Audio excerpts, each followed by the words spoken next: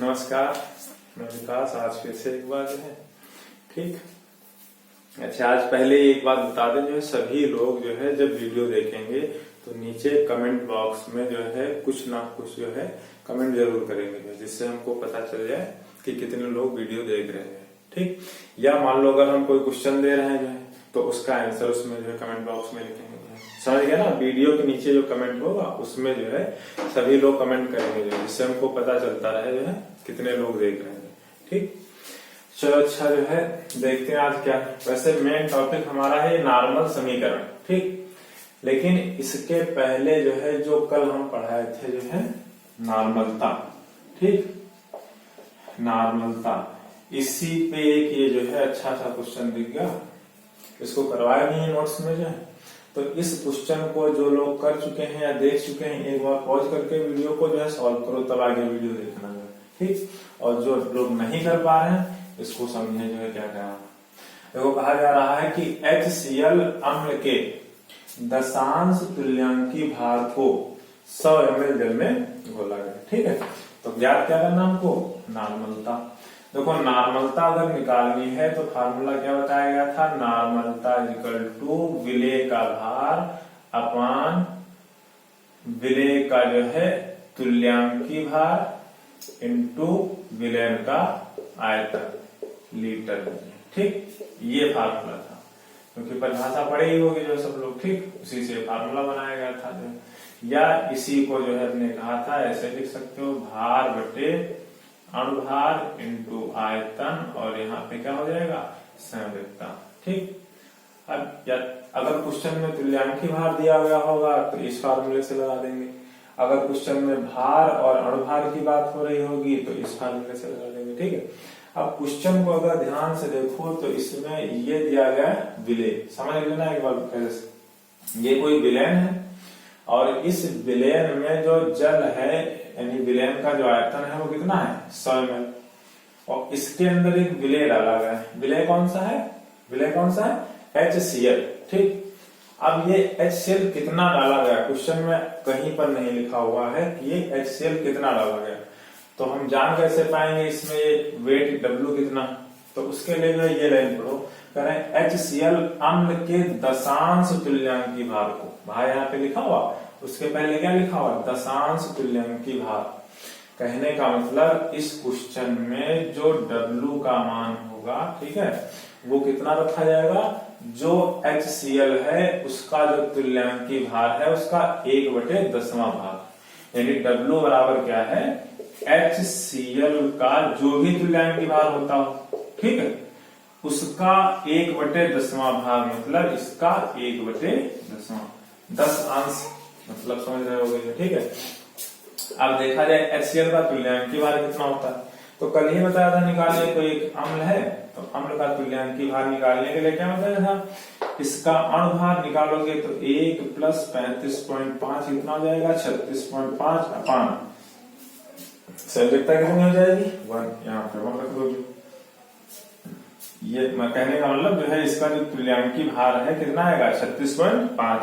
इसको हटा दो यहाँ से। W हमको कितना लेना है? इस तुल्यांकी भार के 1/10वें अंश को, यानी 1/10, यानी इसको जब सॉल्व कर रहे होगे तो HCl का जो भार होगा इस क्वेश्चन के हिसाब से, अगर इस लाइन के हिसाब से कितना आएगा? जब 10 से इसको डिवाइड करोगे तो पॉइंट है, यानी 3.65 ग्राम। ठीक, बात आई कुछ समझ में? इस लाइन से हमको ये पता चल गया कि जो है HCl का जो भार है वो कितना है? 3.65 ग्राम। बस अब उसके बाद जो है कुछ करना ही नहीं है, हम आ गए यहाँ पे, कहाँ पे? नॉर्मलता वाले फार्मूले पे जो है। ठीक, अब देखो, चाहे ये फार्मूला लगाओ तब भी लग जाएगा, चाहे ये फार्मूला लगाओ तब भी लग जाएगा। भाई अगर हम ये लगाएंगे तो हमको तुल्यांकी भार यहाँ पे रखना पड़ेगा, और अगर ये फार्मूला लगा रहे हैं तो इसको जो तोड़ा जाता है भार बटे वो अणुभार बटे संयोजकता, वो रखना पड़ेगा। ठीक, तो चाहे जैसे लगा लो, मान लो हम इससे जो सॉल्व कर रहा हूँ तो N = भार कितना हमने निकाला? 3.65 अपान 3.65, और इसका तुल्यांकी भार HCl का अभी निकाले कितना आया था? ये 36.5 निकाल के देख लो। 36.5 इंटू, अच्छा विलेन का आयतन देखो कितना दिया गया है 100 ml, ठीक है। विलेन का आयतन तुम लोग यहाँ लिखोगे नीचे 100 ml, और जिसको हम जो है अगर लीटर में बदले तो ये 100/1000 हो जाएगा, ठीक है। यानी यहाँ से देख लो जो है तो कितना आ जाएगा, चाहे लिख लो 1/10 चाहे 0.1 लीटर, ठीक। यहाँ से हम रख लेंगे 0.1 लीटर। अब इसको सॉल्व करो, देखो एक अंक बाद यहाँ दशमलव, यानी 2 अंक बाद नीचे दशमलव है, तो ये कट गया, ये पूरा कट गया, यानी सीधा सीधा हमारा आंसर कितना आ गया, n = 1। चाहे इसके आगे इकाई n लिख दो, यही आंसर, चाहे इसको हम 1 और इकाई क्या बताई थी, तुल्यांक प्रति लीटर, ठीक। तो इस तरह का क्वेश्चन भी जो है एक बार पूछा गया, इसको ध्यान से समझेंगे, ठीक। नोट करो, और इसी क्वेश्चन में हम जो है एक नया क्वेश्चन बना रहे हैं, वो रहेगा तुम्हारा होमवर्क, जिसको कमेंट बॉक्स में जो है आंसर करके बताओगे, ठीक। क्वेश्चन क्या है तुम लोग नोट करोगे, हम इसी में जो है थोड़ा चेंज कर रहे हैं। कहा जा रहा है HCl के लिए हम कर रहे हैं NaOH, ठीक है। क्षार के दशांश तुल्यांकी भार को 100 ml की जगह हम कर रहे हैं 500 ml जल में घोला गया, प्राप्त विलयन की नॉर्मलता ज्ञात कीजिए, ठीक। ये क्वेश्चन, इसका आंसर सब लोग कमेंट बॉक्स में करेंगे, ठीक। अब इसके बाद जो है अगला टॉपिक हमारा क्या होगा, ये लिखा हुआ ऊपर, क्या लिखा है, नॉर्मल समीकरण। नॉर्मलता के साथ में जो है ये पढ़ लेंगे, इसके भी क्वेश्चन को जो है मिल जाएंगे, जब प्रैक्टिस करोगे सोल्यूशन लेसन की, तो उसमें इस टॉपिक के भी जो है 2-3 क्वेश्चन मिलेंगे। तो कुछ नहीं है, ये नॉर्मल समीकरण बताते हैं कि जैसे मान लो हमने एक ये बर्तन लिया, ठीक, जिसके अंदर कोई ना कोई सोल्यूशन मान लेते हैं ए होगा। अब इसी बर्तन के अंदर हम कुछ चेंज करें, चेंज का मतलब ऐसे समझो, पहले मान ले इसमें जल कितना था 100 ml, उस समय इसकी नॉर्मलिटी जो है कितनी थी, मान लेते हैं n1, यानी इस विलयन की नॉर्मलता कितनी थी n1, और आयतन कितना था 100 ml, या मान लो आयतन कितना था V1। कुछ समय बाद हमने इसमें जो है कुछ जल मिला दिया, ठीक है, या ये कह लो कि जो है इसके अंदर जो है हमने कोई दूसरा पदार्थ मिला दिया, तो अब ये जो विलयन बना होगा, जब इसके अंदर हम कुछ ना कुछ मिलाएंगे तो इसका आयतन बदल गया होगा, ठीक, वो मान ले कितना है V2।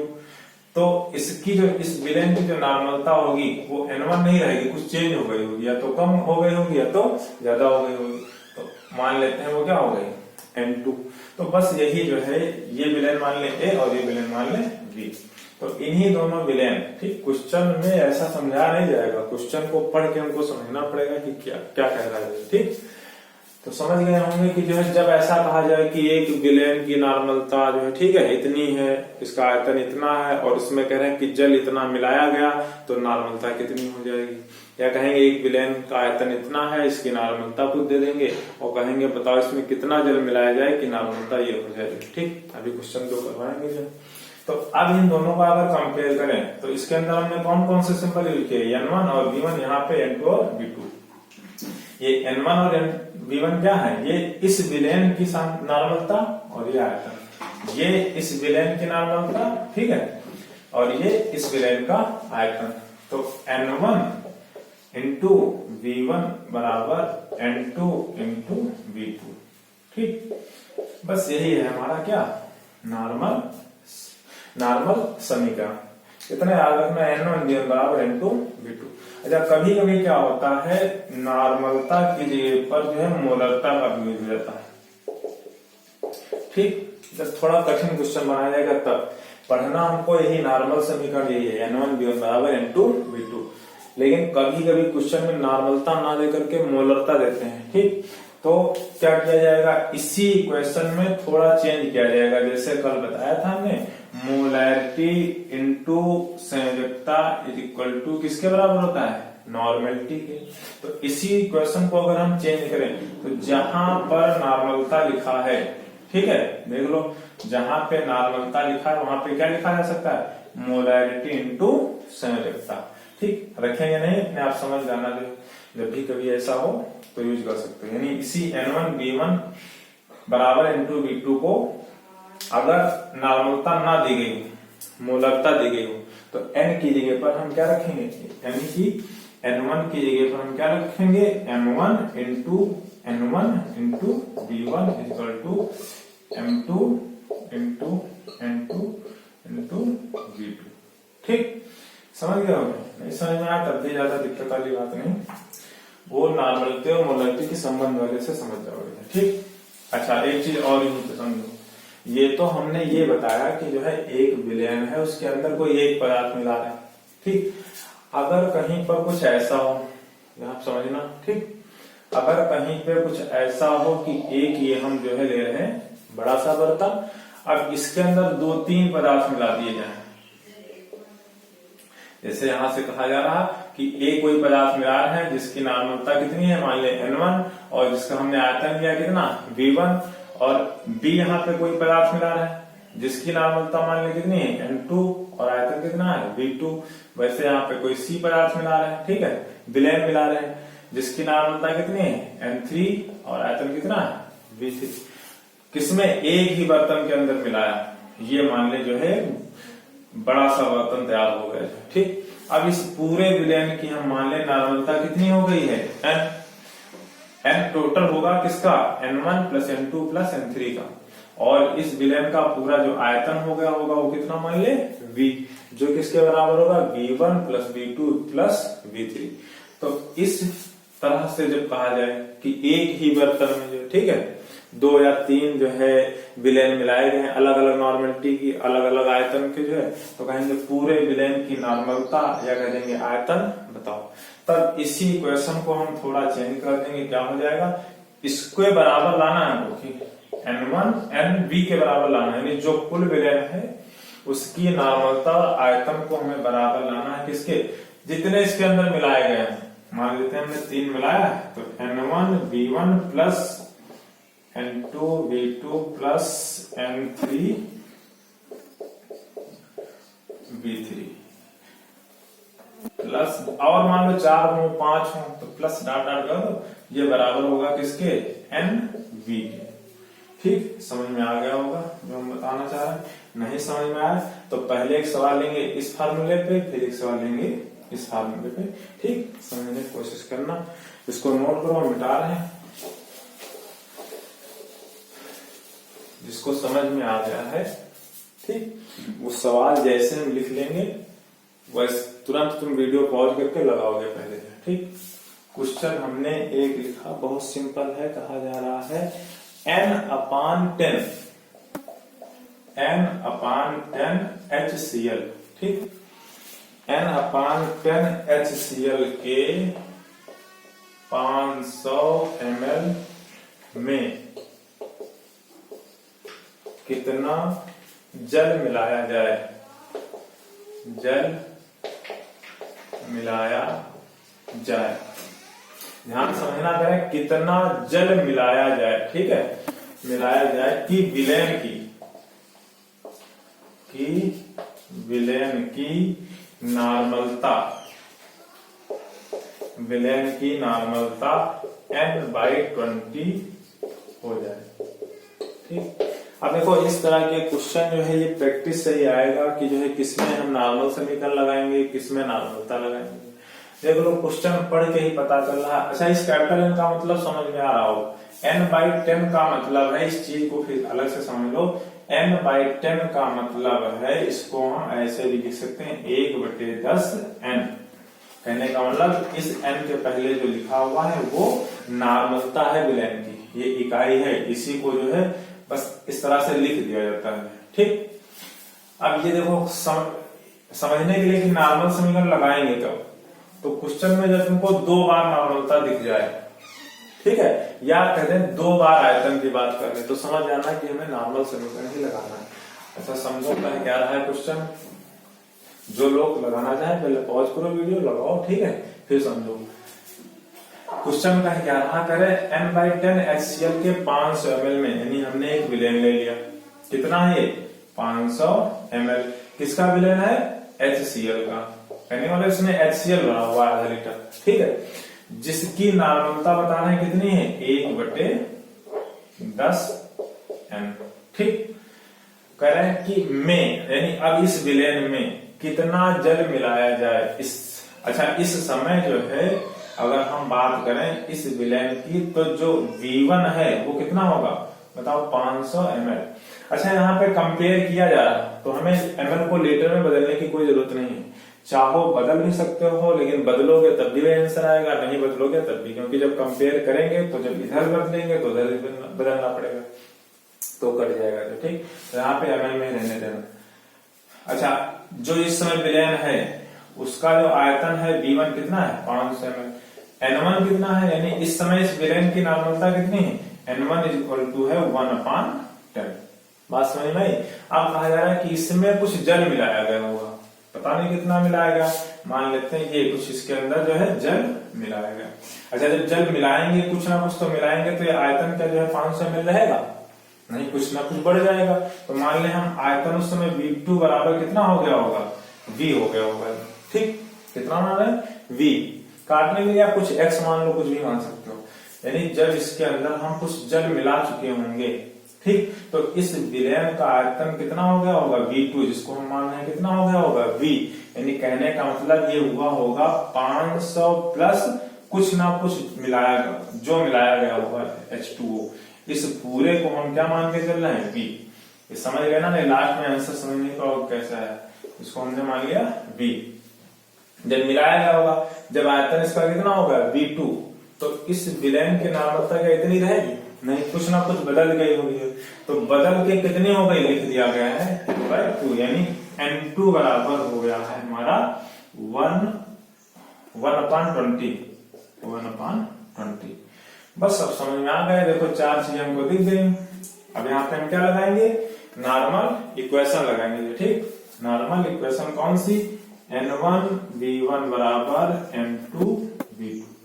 ठीक, N1 कितना है हमारा 1/10 इंटू V1 कितना है 500 बराबर N2 कितना है 1/20 इंटू V2 कितना हो गया होगा, जब V2 निकाल लेंगे। अच्छा ये V जो है ये है किसके बराबर 500 कुछ मिलाया गया होगा जब उसके बराबर है ये। ठीक है, ये यहां से भी बाद में समझना इसको।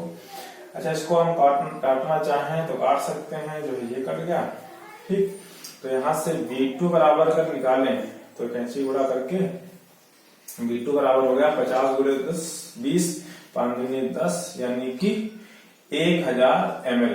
यानी जो V2 है, यानी जो हमने V माना है वो कितना आ गया, यानी यहां समझो V बराबर हमारा कितना आ गया 1000 ml, यानी जो दूसरा विलयन बना था उसका आयतन कितना होगा 1000 ml, जिसमें पहले से 500 ml क्या है पानी। अच्छा हम कहें V बराबर जो है 1000 है, जिसमें एक चीज 500 है तो दूसरी बताओ कितनी होगी 500। तो वही इन्होंने पूछा है कि जल कितना मिलाएगा। अगर यहाँ पे पूछा होता कि नॉर्मलता इतनी हो जाए तो विलयन का आयतन बताओ तब ये आंसर होता, लेकिन इन्होंने पूछा क्या कितना जल मिलाया जाए, तो जल हमने कितना मिलाया V2 यानी टोटल आयतन आया 500 1000, जिसमें 500 पहले से था, तो अतः लिखोगे मिलाया गया जो जल है वो कितना हो जाएगा 1000 से पहले आयतन कितना था 500 घटा दोगे आंसर आ जाएगा 500 ml। यही आंसर है। ठीक, 1000 सही है पूरा। कैलकुलेशन देख लेना, अगर कोई दिक्कत हो तो उसको सही कर लेना। ठीक, चलो ये क्वेश्चन हुआ। अब एक क्वेश्चन और इसको नोट करो तुम लोग, एक क्वेश्चन और ले लेते हैं, फिर इस वीडियो को यहीं पे रोकेंगे। क्वेश्चन है इस बार जो है कहा जा रहा 100 ml, ध्यान से समझना जो है 100 ml N/10 H2SO4 विलयन में 150 ml N/10 HNO3 मिलाने पर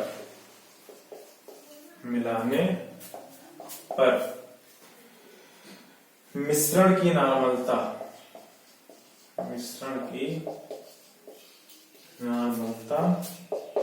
ज्ञात कीजिए। ठीक, फिर से जो है वही चीज आ गई, 2 बार नॉर्मलता क्वेश्चन में लिख दिया गया है। कहने का मतलब कहीं ना कहीं हमको जो है किस पे जाना पड़ेगा, नॉर्मल समीकरण के ऊपर। अब भाई नॉर्मल समीकरण दिमाग में आएगा तो n1v1 बराबर n2v2, ठीक। लेकिन जैसे सवाल पढ़ रहे होंगे तो देखना ये जो है चीज नहीं लग पाएगी। तो उसके लिए हमने पहले तुमको जो है तरीका बता दिया है, क्या, n1v1 plus n2v2 plus n3v3 जितने भी हों बराबर किसके हो जाएगा, जो टोटल विलेन होगा जो, ठीक। जो लोग समझ गए हैं लगाओ, जो लोग नहीं समझ पाए वो लोग देखेंगे, ठीक। तो वो कहा गया है कि ये एक बर्तन है। अच्छा, बर्तन बना के समझाने से जो है जल्दी समझ में आ जाएगा, ठीक है।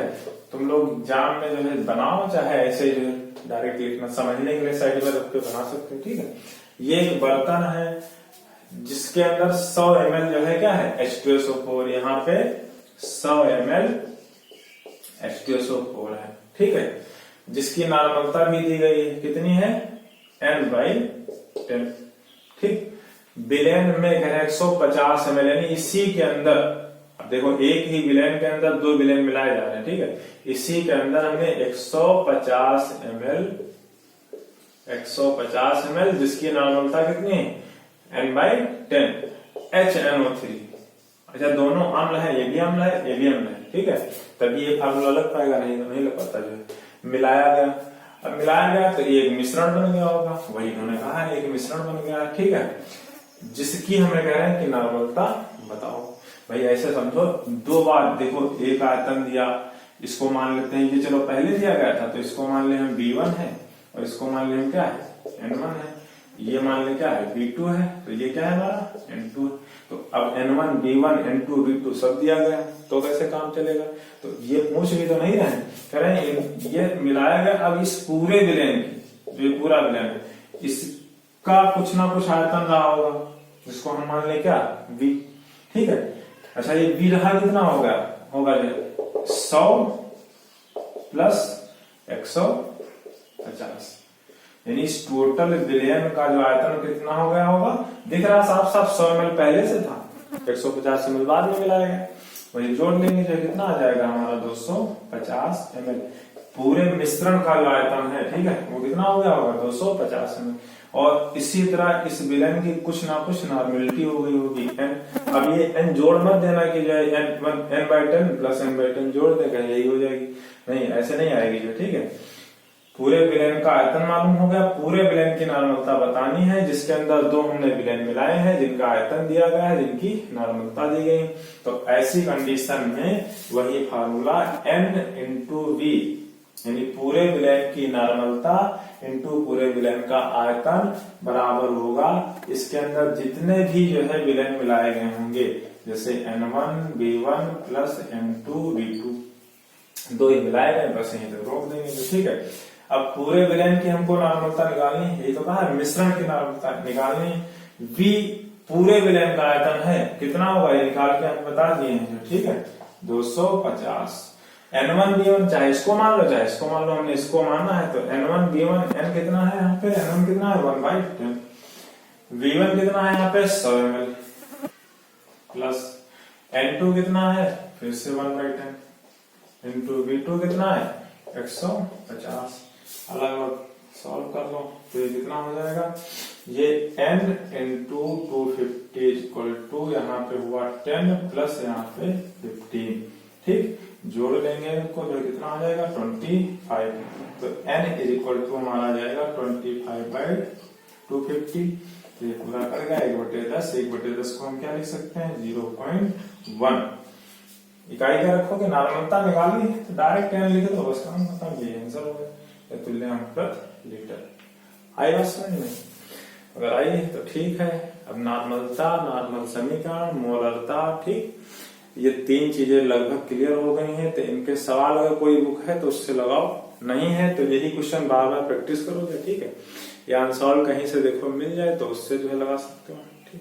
बाकी जो पूछा गया है इनको जो है कमेंट बॉक्स में बताना। अच्छा, एक और होमवर्क इसी वीडियो में दे रहे हैं, यही क्वेश्चन सेम रहेगा जिससे तुम जो है सॉल्व भी कर पाओ, समझ पाओ तरीका क्या है। हम इसमें 2-3 चीजें बदल रहे हैं, ठीक। 100 को हम यहाँ पे कर रहे हैं जो है 150, और इसको हम कर रहे हैं 20, और इसको किए रहे हैं जो है 300 ml, और यहाँ पे जो है n बाय जो है 15। ठीक, यही सेम सवाल, तरीका यही है। ठीक, इसका ये क्वेश्चन नंबर हमारा हो जाएगा 2 और जो सबसे पहले पूछा था वो क्वेश्चन नंबर 1। ऐसे लिख के क्वेश्चन नंबर 1 का आंसर, क्वेश्चन नंबर 2 का आंसर, जितना भी आ रहा होगा वीडियो नीचे कमेंट बॉक्स में लिखोगे, जिससे हमको पता चलता है कितने लोग वीडियो देख रहे हैं। ठीक, ओके, थैंक यू।